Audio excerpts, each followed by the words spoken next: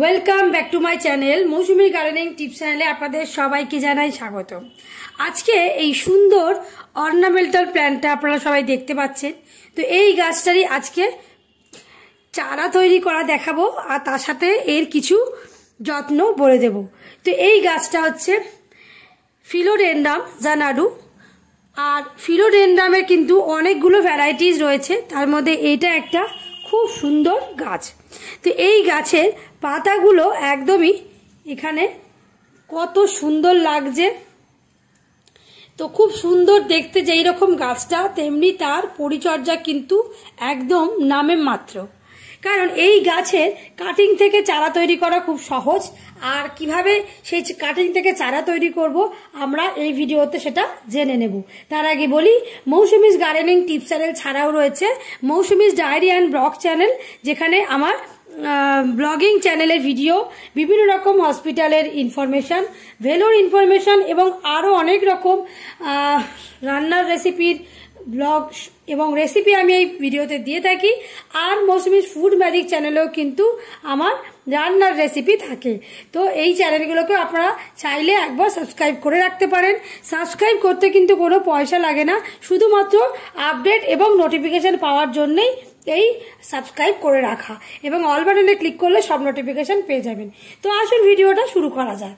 তো এই ফিলোডেন্ড্রাম গাছটা এতই সুন্দর এবং অর্নামেন্টাল প্ল্যান্ট, আর এইটার পাতাগুলো দেখে বুঝতেই পারছেন এই গাছের কিন্তু পাতাটাই সৌন্দর্য। আর এই এক একটা পাতা কিন্তু অনেকটা বড় বড় হয়, হাতের যে আমাদের এই যে হাতের এই যে এটা, তার থেকেও কিন্তু এক একটা পাতা অনেক বড় বড়। তো আমার এই গাছটা যেহেতু ছোট, তাই জন্য এর পাতাটা কিন্তু ছোট লাগছে, কিন্তু এটা হচ্ছে বেবি প্ল্যান্ট। তো এই একটা মাদার প্ল্যান্ট থেকে আমরা কিন্তু অনেক অনেক কিন্তু কাটিং থেকে চারা তৈরি করতে পারি। তো এই যে গোড়াটা, এই গোড়ার থেকেই কিন্তু এইখান থেকে কিন্তু আরো নতুন নতুন এই ছোট ছোট করে কিন্তু পাপগুলো বেরোয়। এই যে এইটা যদি মাদার প্ল্যান্ট আমি ধরি, তাহলে এই মাদার প্ল্যান্টে ঠিক এই যে পোর্শনগুলো, এইখান থেকেই বিভিন্ন কিন্তু পরবর্তীকালে আরও এইরকম ছোট ছোট প্ল্যান্ট তৈরি হবে। আর এই যে এইগুলো হচ্ছে এরিয়াল রুট, এইগুলো কিন্তু মাটির ওপরের দিকেই থাকে। এমনি রুট যেগুলো মাটির নিচে যাবে, কিন্তু এই যেগুলো এগুলো হচ্ছে এইরকম টবের বাইরে বেরিয়ে থাকে। এরিয়াল রুট এই জন্যই বলে, কারণ এইগুলো কিন্তু মাটির মানে গাছটা যেহেতু যত বড় হবে, পাতার এই যে ভার আছে, এক একটা পাতা কিন্তু বেশ ওয়েট রয়েছে। তো তখন কি হবে, এই যে এইরকমভাবে এরিয়াল রুটগুলো বেরিয়ে যাওয়ার পর পাশে যদি মাটি থাকে, মাটির মধ্যে আবারও এইটা একা একাই মাটির ভেতরে ঢুকে গিয়ে গাছটাকে কিন্তু একটা সাপোর্ট সিস্টেমে তৈরি করে, গাছটা যাতে এরকম হেলে না যায়। তো এই যে এত বড় গাছটা দেখতেই পাচ্ছ শক্ত সমর্থভাবে রয়েছে, তার সাথে এরকম একটা কাটিং। তো আমার কাছে এরকম অনেকগুলো কাটিং আমি কিন্তু সংগ্রহ করে নিয়েছি। তো আমি কিন্তু এরকম আরো অনেকগুলো কাটিং দেখো সংগ্রহ করে নিয়েছি। অনেকটা দেখতে কিন্তু মূলো গাছের মতো, দেখো অনেকটা দেখতে কিন্তু মূলো গাছের মতো, যেরকম আমরা মূলোর ওপরের এই শাকগুলো রান্না করি, মূলোটাকে খাই, ঠিক সেরকম টাইপের দেখতে লাগছে। তো এইগুলো কিন্তু দেখো একটা মাদার প্ল্যান্ট থেকে আমি এইখানে আর একটা কাটিং, দেখো এটারও এরিয়াল রুটটা কিন্তু অনেকটা বড় ছিল, তো আমি এখান দিয়ে দেখো কাট করে দিয়েছি। দেখতে পাচ্ছ, বেশি কাটিং করিনি, তাহলে গাছটার প্রবলেম হতে পারে। আর এইটা আমি মাটির তলাতেই এরকম দিয়ে দেব। আর এখানে এই রুটটা দেখো আরো বড়, দেখতে পাচ্ছ এই রুটটা কিন্তু আরো বড়। তো এইখানে কিন্তু আমি এইখানটা থেকে আমি এইটাও মাটির মধ্যে ঢুকিয়ে দেব। তো এইভাবে কিন্তু এরিয়াল রুটগুলো এই যে বাইরে বেরিয়ে বেরিয়ে থাকে, যাতে মাটি, তো আমার যেহেতু এখানটা টব রয়েছে, মাটি পাশে যদি থাকতো বা গ্রাউন্ডের মধ্যে যদি আমরা লাগাই, তাহলে কিন্তু এরা ইজিলি এরকম মাটিটা যখন এরা পেয়ে যাচ্ছে, মাটির মধ্যে আবারও এরকম করে ঢুকে গিয়ে মাটিটার মধ্যে শক্তভাবে আটকে থাকছে, গাছটা তখন হেলে দুলে যাবে না, এই একটা সুবিধা। আর আরও একটা আমি এরই রুটস তোমাদের দেখাবো, যেটা তোমাদের এরই আর একটা রুট দেখাবো। দেখো এই দেখো কত মোটা রুটটা দেখতে পাচ্ছ, দেখো। তো এইটার থেকে অনেকগুলো চারা তৈরি করা যাবে, অনেকগুলো। আর এইগুলো হচ্ছে তার এরিয়াল রুট, দেখো এইগুলো হচ্ছে এরিয়াল রুট। তো এইগুলো কিন্তু এখন কিন্তু যখন আমি এই গাছটা কাটিং থেকে চারা তৈরি করব, এখন আমার কোনো কাজে লাগবে না, আমি এটা কেটে ফেলবো কিছুটা। কিন্তু তোমরা চাইলে এইটা এইভাবেও মাটির মধ্যে বুনতে পারো, আমি দেখিয়ে দেব। তবে এতটা বড় এরিয়াল রুট না রেখে কিছুটা কাট করে দেব তারপরে।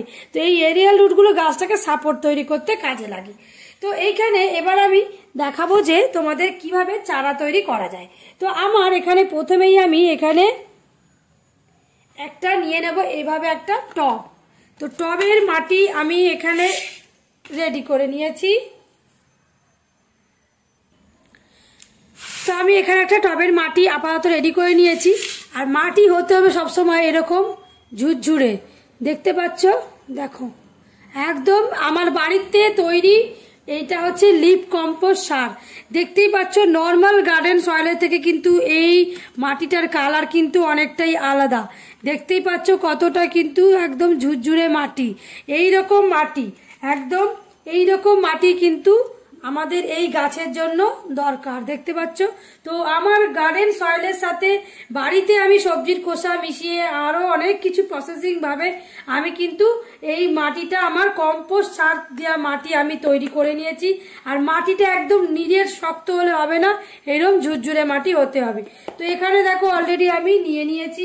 এবার আমি এখানে এক একটা করে গাছ, আমি এই গাছটা আগে বুনে দেখাবো। তো এই গাছটা এখন আমি বুনবো, তার জন্য আমি এখানে নিয়ে নেব, আমার এখানে রয়েছে এই যে ফাঙ্গিসাইড রয়েছে। তো এই ফাঙ্গিসাইডটা আমি পুরো এটার মধ্যে লাগিয়ে দেব। তো এইখানে যে খোসা মতো আছে আমি এটাকে সরিয়ে দিলাম। তো আমি এইখানেও যে দেখো কাটিং করেছিলাম, আমি এখানেও ফাঙ্গিসাইড দিয়ে দিলাম, যাতে কোনোভাবে ফাঙ্গিসাইডের অ্যাটাক মানে না হতে পারে। তো সেই সব জায়গাগুলোই আমি ভালো করে দিয়ে দিচ্ছি। এই যে ফাঙ্গিসাইড এখানে আমি দিয়ে দিলাম, ঠিক আছে। যেখান যেখান থেকে ফাঙ্গাসের অ্যাটাক হওয়ার চান্স থাকে, তো আমি ভালো করে এখানে ফাঙ্গিসাইড দিয়ে দিলাম। একটা থেকে অনেক চারা তৈরি করা যায়, কিন্তু চারাটাকে আগে বাঁচানোর দায়িত্ব নিতে হবে। চারা যদি বেঁচে যায় তবে কিন্তু আমরা অনেকগুলো প্রপাগেশনের মানে মাধ্যমে আমরা চারা করতে পারবো। তবে তোমরা অনলাইনে একবার সার্চ করে দেখো বন্ধুরা, এই গাছটা একদম 180 টাকা থেকে শুরু হচ্ছে, একদম 200, 250, 300, 350, 400, যত বড় টব হবে, যত গাছ একদম তৈরি থাকবে, মানে বড় টবে বড় ভাবে, তত কিন্তু দাম বেশি। আর তোমরা যদি ছোট গাছ নিতে চাও তাহলেও কিন্তু ওই যে বললাম ওই রকম দাম নেবে। তো দেখো রুটিং হরমোন তো আমার লাগানো হয়ে গেছে, এবার এখানে দেব। তো দেখো এখানে দিতে গেলে একটু অসুবিধা হবে, কারণ দেখো এখানে কিন্তু মাটিটা অনেকটা আছে। তো আমি একটু মাটি আগে এখানে কমিয়ে নেব। এখানে একটু মাটি আমি যদি কমিয়ে নিই তাহলে আমার এই যেটা এরিয়াল রুট যেটা রয়েছে সেইটা আমি ভালোভাবে এখানে দিতে পারবো। তো দেখো আমি গাছটা একটু মিডিল বরাবর দিতে চাইছি। মাটি যেহেতু আমার নরম আছে, তো আস্তে করে দেখো এখানে সুন্দরভাবে কিন্তু ঢুকেও গেল। তাও আমি আরেকটু ফাঁকা করে নিই। দেখো একদম স্মুথলি এটাকে বুনে দিতে হবে, এইভাবে একদম মিডিল বরাবর বুনতে হবে, যাতে দেখতেও ভালো লাগে এবং পরবর্তীকালে এই গাছের কিন্তু এই গোড়া থেকে আবারও অনেক কুশি বেরোবে, ছোট ছোট কিন্তু কিউট কিউট পাপস এখান থেকেই বেরোবে। তো তারপরে কিন্তু এই ছোট একটা টব কিন্তু একবারে ভরে যাবে। তবে এই গাছের কিন্তু যেটা বললাম, এই গাছের কিন্তু পেটস যদি থাকে, এই গাছের পেটস বা 2 বছরের নিচে যদি কোনো বাচ্চা থাকে, তাহলে কিন্তু সেক্ষেত্রে এই গাছ কিন্তু প্রচন্ড পরিমাণে গাছের পাতায় বিষ রয়েছে, যদি মুখে দেয় তাহলে কিন্তু মৃত্যু পর্যন্ত ঘটতে পারে। তো সেইটা একটু খেয়াল রাখতে হবে বন্ধুরা। বাড়িতে পেটস থাকলে বা ছোট বাচ্চা থাকলে ঘরের ইনডোরে এই গাছটা না রাখাই ভালো। সেক্ষেত্রে ছাদের কোনো কর্নারে বা বড় কোনো গাছের নিচে, যেখানে একটু ছায়া বা ছায়াযুক্ত জায়গা, যেখানে আলো ছেকে পড়বে, সূর্যালোক ডাইরেক্ট পড়বে না, সেরকম জায়গায় কিন্তু এই গাছকে রাখতে হবে। কারণ এই গাছ খুবই সুন্দর অর্নামেন্টাল প্ল্যান্ট যেরকম বটে, সেই রকম কিন্তু এই গাছ অতি সূর্যের আলোয় কিন্তু এর পাতাগুলো জ্বলে যাবে। সৌন্দর্যটা কিন্তু এইটার পাতায় বন্ধুরা। এই গাছে কিন্তু সেভাবে যে ফুল ফলের সৌন্দর্যের জন্য এই গাছটা কিন্তু কেউ রাখে না, শুধুমাত্র এই পাতা। আর এই গাছ কিন্তু লম্বায় প্রচুর বাড়ে না, এই গাছ কিন্তু এরকম ছড়িয়ে বাড়ে, মানে এরকম পাতাগুলো যত সময় যাবে এখান থেকে পাতা বেরোবে, পাতাটা ঠিক এই গাছটা যেরকম ছড়িয়ে রয়েছে এইরকম আরো পাতা বেরোবে ছড়িয়ে। এই গাছ লম্বায় খুব একটা বড় হয় না, উচ্চতায় খুব একটা বৃদ্ধি পায় না, তবে এই গাছের মানে ছড়িয়ে গাছটা কিন্তু অনেকটা স্প্রেড, মানে অনেকটা ফাঁকা জায়গায় এই গাছটা রাখলে এর সৌন্দর্যটা ভালোভাবে বোঝা যায়। ঠিক আছে, আর এই গাছের কিন্তু কেয়ারিং হচ্ছে একদমই কম, যাকে বলে এই গাছটার নজর কম দিলেই, মানে বেশি এই গাছের দেখভাল করার কোনো প্রয়োজন নেই। একটু জল, মোটামুটি 2 ইঞ্চি মতো মাটি যদি ওপরে শুকনো থাকে তবেই এই গাছে জল দিতে হবে, আদারওয়াইজ এই গাছের জলের কিন্তু মানে চাহিদা খুবই কম, যেহেতু পাতাগুলো একটু মোটা মোটা তোমরা দেখতেই পাচ্ছ, তো সেক্ষেত্রে কিন্তু এই গাছের জলের চাহিদা কম।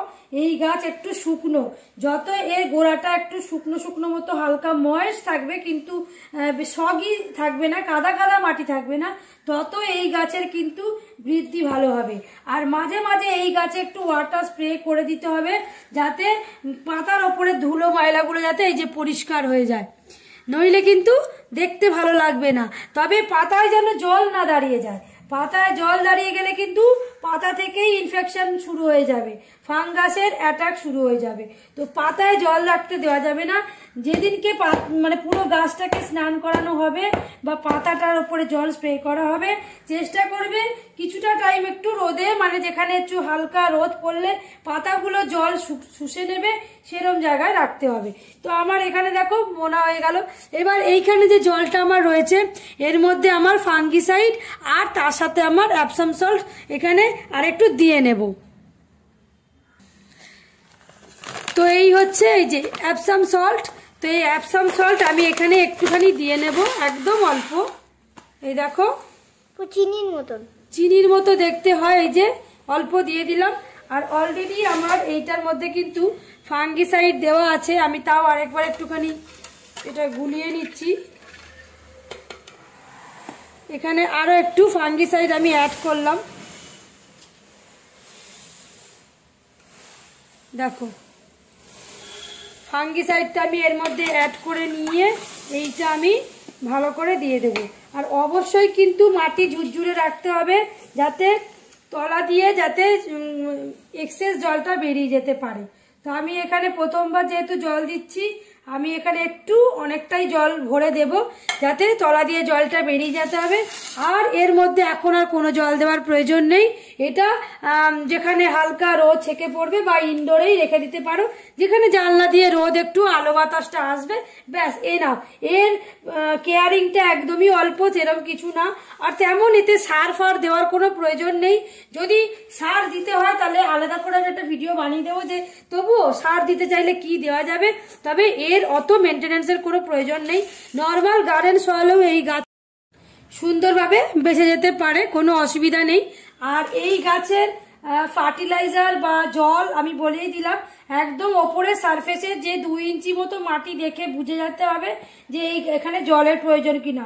যদি মাটির ওপরই বা খুব শুকনো লাগে বা এরকম হাতে নিয়ে দেখবে যে এরকম ঝুরঝুরে টাইপের লাগছে, তখনও জল দেওয়ার প্রয়োজন নেই। যখন দেখবে আরো শুকনো লাগছে সাদাটে মাটি, তখন এখানে ভরপুর একবার জল দিয়ে দেবে, যাতে নিচ দিয়ে এক্সেস জলটা বেরিয়ে যায়, তারপর আর জল দিতে হবে না। তো খুব সহজেই কিন্তু এই গাছ করা যায় এবং এই গাছ দেখতে ভীষণই সুন্দর লাগে। তবে এর একটুখানি কেয়ারিং, মানে জলটার জিনিসটা দেখলে, ওভার ওয়াটারিং এর জন্যই কিন্তু এই গাছ বন্ধুরা বেশি মারা যায়। ঠিক আছে, ওভার ওয়াটারিং এর জন্যই কিন্তু এই গাছটা বেশি মারা যায়। তাই এই গাছ বেশি জল পছন্দ করে না, জল দেওয়ার দরকার নেই। আর কম আলোযুক্ত বা খুব রোদে এই গাছ বাঁচে না, বাস পাতা শুকনো হয়ে যায়। তো এইভাবে লো মেনটেনেন্সের প্ল্যান্ট এটা, অথচ দেখতে সুন্দর। তো এগুলো কিন্তু বাজারে কিনতে গেলে প্রায় বিভিন্ন রেঞ্জের হয়, 180, 200, 300 থেকে শুরু করে যত বড় গাছ তত, মানে 1000 টাকারও গাছ আছে যে বিশাল বড়। তো ছোট থেকে এইভাবে করলে নিজেকেই দেখতে ভালো লাগে। তো দেখো ভিডিওটা যদি তোমাদের ভালো লাগে অবশ্যই লাইক শেয়ার কমেন্ট করো, বন্ধুদের মধ্যে একটু ছড়িয়ে দিও বা শেয়ার করে দিও, যাতে এরকম প্ল্যান কাটিং থেকে গ্রো করলে খুব সহজেই, তাহলে আর কেনার দরকার নেই পয়সা খরচ করে, কোনো রিলেটিভদের বাড়ির থেকে হোক বা কোনো এমন জায়গা থেকে যেখানে এই গাছ প্রচুর রয়েছে সেখান থেকে একটা ডাল যদি নিয়ে আসতে পারো, এইভাবে ইজিলি চারা তৈরি করা যায়, তারপর নিজেরাই চারা বানিয়ে নেওয়া যায়। তো আশা করি ভিডিওটা এখানে তোমাদের খুব উপকৃত হয়েছে। ভিডিও ভালো লাগলে লাইক শেয়ার কমেন্ট করতে ভুলো না, আর বেশি করে চ্যানেলটাকে সাবস্ক্রাইব করে রাখো, তাহলে সব নোটিফিকেশন পেয়ে যাবে। তো আজকের জন্য এটুকুই, টাটা বন্ধুরা।